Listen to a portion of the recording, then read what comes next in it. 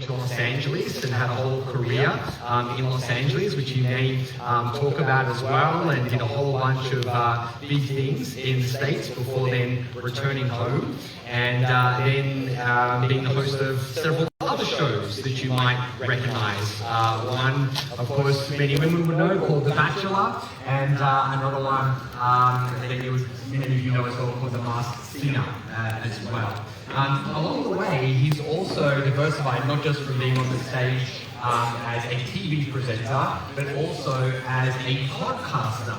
So he's had one of the longest running podcasts in Australia and around the world, called Better Than Tomorrow. And it's been running now for, I think, 12, this is actually the 13th year it's been running. It's been downloaded millions and millions of times. This book is incredible. And we've put one, and this is just a display copy only, on your table. And I do want that to stay where it is. But I do want you to pass it around for a moment and to have a look at it and ooh and ah about how awesome this book is. This book has not been released yet. It's going to be released in bookshops next month. So you are the first group ever. These are literally hot off the press to get your hands on one of these books. And you just need to go through it and just see how incredible this book is. And so all the words and the concepts belong to the speaker, but there's also a very talented illustrator called Campbell Walker, who then took all of the ideas and concepts and turned them into these beautiful illustrations as well, which you're going to be seeing up on the big screen, but I also wanted you to see it in the book. So sometime throughout the presentation, everyone pick it up, have a look through it, and then if you'd like to purchase your copy, I strongly suggest that you do. They're going to be available for purchase over there at the table, $25 each for the book. A 25-year career of someone that we've seen on our televisions hundreds of times, but now you're seeing him here on the Business Blueprint stage. So this is a very exciting moment, someone of this caliber to be here at Business Blueprint. Thank you, Dale, so much for having me. Thank you, Dale and Catherine, so much for having me. My name is Osher Günsberg. For those of you who don't know me, until quite recently, I was paid quite well to count flowers in a very whispery voice. Lovely work if you can get it. One of the other jobs I had was grateful that Dale asked me to speak with you today. He asked me to speak with you about essentially future-proofing yourself. I'm talking to you, right? All right? As small as you are. By future-proofing yourself, I don't mean, I don't know, relying on the equity that you bought of a home if you're lucky enough to own one. Yeah, we're in our 70s, Mr. Not an asset like that. Your number one asset, you are your number one asset. Making yourself resilient as we all march forward together into the unknown. I personally believe that sometimes we struggle with modern life because very different to the world that we evolved in to live in right now. This is a time before 300,000 years ago, before farming, before water purification, before Slack, before anything. The world we evolved to live in no longer exists. Yet all of us are trying to use this ancient bit of survival-focused technology between our ears to live in a world that would have been science fiction to even my grandmother. It's pretty weird. The resilience that we're born with is rarely enough to do. Our brains, these ancient brains we've got, they're in constant battle with the systems that we work with the unspoken rules of our workplaces and the society at large, that sometimes make it bloody impossible to put your hand up and say, I'm not doing very well, because you might be at risk if you do so. And despite years of effort, of hard-fought research dollars being poured into figuring out the exact sizing of a logo on a charity cycling jersey, we still haven't figured out how to say I'm not okay at work and it'd be all right. I've got a lot of these bike rides. We get to figure it out, and I'm very disappointed, but I do get to buy new bicycles, so that's nice. It's really hard to work in an environment where if you're struggling and putting your hand up and admitting you're struggling, and I've made habits out of those things that allow me to be with you here today. So I'll start with number one, the most important thing that you need to do, besides, getting help, which I guess would be the most important thing. The most important habit is a help-seeking thing, because I'm going to be speaking about some pretty difficult stuff for some people today.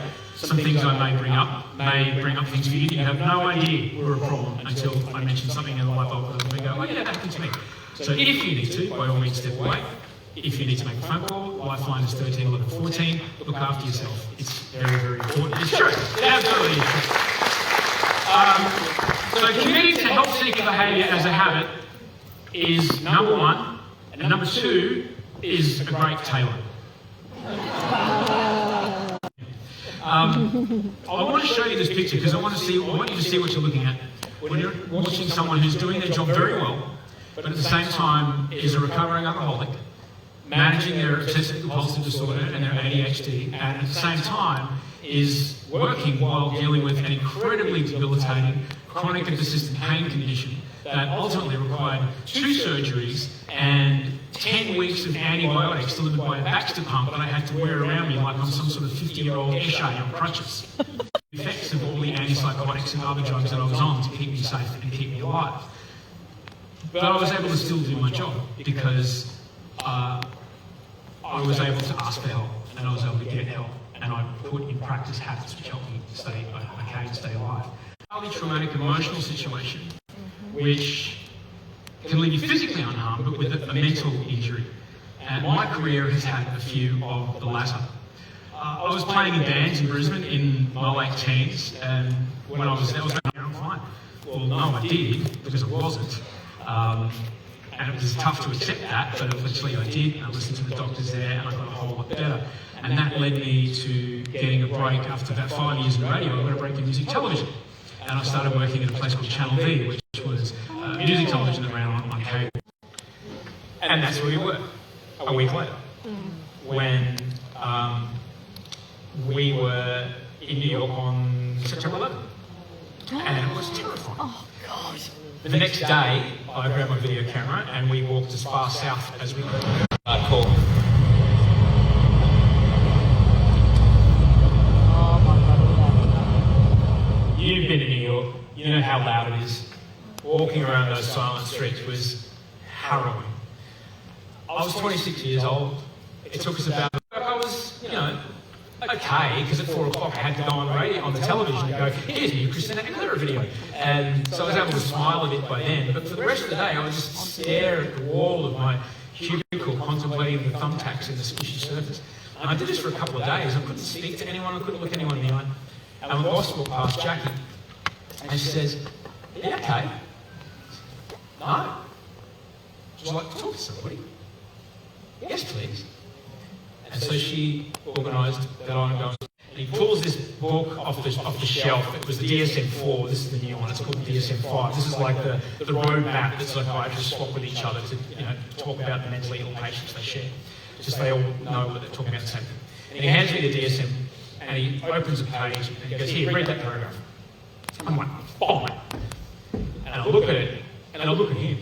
Because in that instant, I'm like, hang on, mate. You've organised someone to come to my apartment, look at my window, watch my life.